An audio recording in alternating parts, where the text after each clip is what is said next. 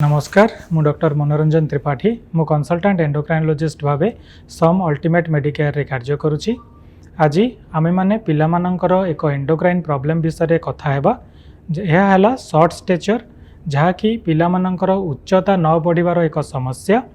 एही समस्यार कारण यह काहेकि हुए, यह को आमे किपरि चिन्हिबा एवं किपरि भावे यार ट्रीटमेंट करिबा से विषय आमे आज आलोचना करिबा।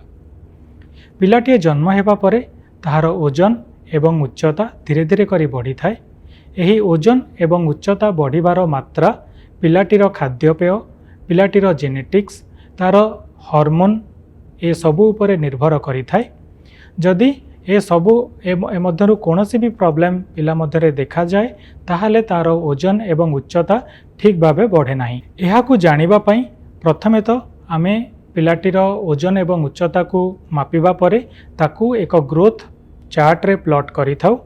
एथिरे जदि आमे देखू कि पिलाटीर ओजन एवं किंबा तार हाइट, तार समास्कंद पिला मानकर ओजन एवं हाइट थारु कम अछि ताहाले आमे ताकू फर्दर इवैल्यूएशन पई डाकी थाउ। आमे केते गुडे टेस्ट करी देखि थाउ कि पिलाटीर कोनोसी प्रॉब्लम किछि क्रोनिक डिजीज अछि कि नाही, कोनोसी थायराइड प्रॉब्लम अछि कि नाही, कोनोसी हार्मोन प्रॉब्लम अछि कि नाही, पिलाटीर खाद्यपेयर शैली केमती, तार एक सुषम खाद्य नेउछि कि नाही, ए सबु को देखिला परे जदि आमे मने करू तार आउ केते गुडे इन्वेस्टिगेशन पई मध्य कहि थाउ।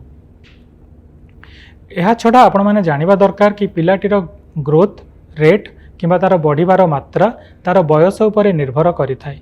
तेणु आपण माने जेतेबेले निजर पेडियाट्रिक डॉक्टर को पाखकु जाउछंती पिलाटीर ओजन मापिबा सहित तार हाइट मध्य मापंतु एवं तार हाइट एवं ओजन तार एज हिसाब रे ठीक अच्छे कि नहीं ताकू ग्रोथ चार्ट रे प्लॉट करी देखंतु।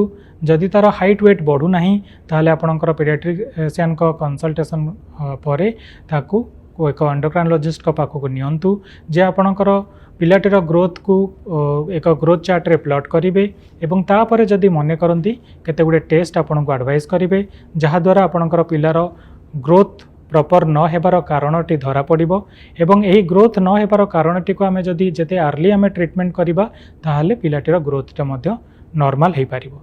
धन्यवाद, नमस्कार।